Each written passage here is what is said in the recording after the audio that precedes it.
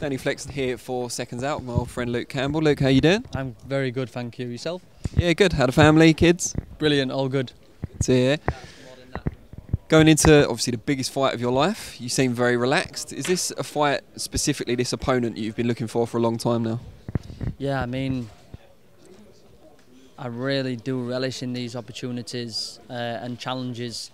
You know, there might be a lot of other fighters out there that want to take an easy route, but I don't believe boxing is, you know, it's not just about holding world titles. I think boxing's about who you fight, you know, and there's so many world champions out there that no one's never heard of. I would hate to be one of them guys, you know. I want to be known for who I'm fighting and for what I'm achieving, and again for great exciting fights. Your pro career so far, you're obviously a great amateur. Pro career so far, only one defeat. Oh, sorry, two defeats. Mendy, which is avenged. Only one not avenged defeat, which is what I meant to say.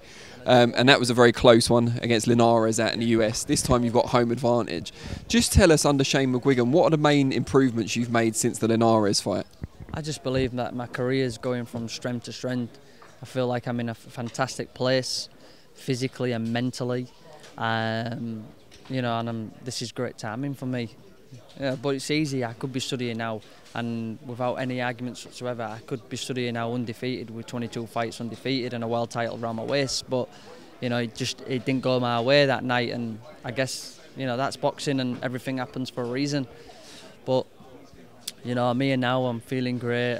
I'm really enjoying what I do, and we've got a big challenge coming up. One that we're grabbing with both hands, and you know, he's a fantastic fighter. But now it's time for us to go out there and show the world and what we're capable of doing as well. And Eddie Hearn said earlier, one of the things you can guarantee about Shane McGuigan is that he gets his fighters sitting on their shots more, punching harder. Has that been the case with you also?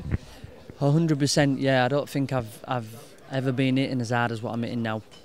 I'm good. I'm good.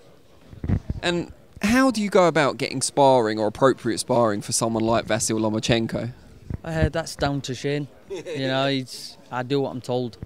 Turn up at the gym at whatever time he tells me to get there. I do what he tells me to do. I spar whoever he tells me to spar. You know, and that's why Shane is such a great coach, because of his knowledge of his game, of the game, his professionalism, of where he's at with it all. You know, and his preparation, what he sets out for us. So, you know, I have 100% faith and confidence in whatever Shane says to do. The last trainer to take a British fighter to their first world title was Shane McGuigan with Josh Taylor. How much confidence does it give you to be surrounded by people like Josh and Lawrence Okoli, who's kind of heading in that direction as well? Yeah, I mean, we've got a great stable in the gym. Everybody's buzzing. Yeah, it's just a great atmosphere, and it's good to be around. How do you assess Lomachenko? Everyone talks about him as if he's unbeatable, and I can see why, given what he's achieved so far. But what are the kind of holes you pick in him, and what are his better qualities as well? Everyone's unbeatable until they get beat. You know, it's as simple as that. I mean, he's a quality operator, as we all know. You know, I'd be stupid to be standing here now telling you that, disrespecting a guy like that or anything like that. And I've never been one to badmouth someone, and I never will, unless I generally don't like them. But this is a sport, and you know, I respect everything what he's done and achieved, and it's not a fight we need to badmouth, and this is going to be a fantastic fight. A lot of people say that you need to kind of rough him up, you need to beat him up, hit him hard and early to have a chance in this. Do you want to kind of prove those people wrong by outboxing him, something that a lot of people think is impossible? To win fights, you hit and don't get it, and that's the same principle in every fight. You know, so rough him up, do this, do that. At the end of the day, if you hit someone and don't get it back, then you're winning the fight. How important is height and reach then, if that is the kind of plan?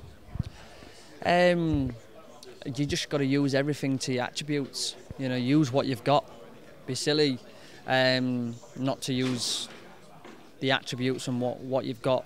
You know, because you're just giving them the upper hand. So you do what you're good at. You use all your attributes, and just go in there and get the win. And if it all does go your way on the night, what's the kind of mountains left to climb? Because to beat the pound-for-pound best fighter in the world, win 3 of the major world titles at your weight, what's left for you to achieve after that?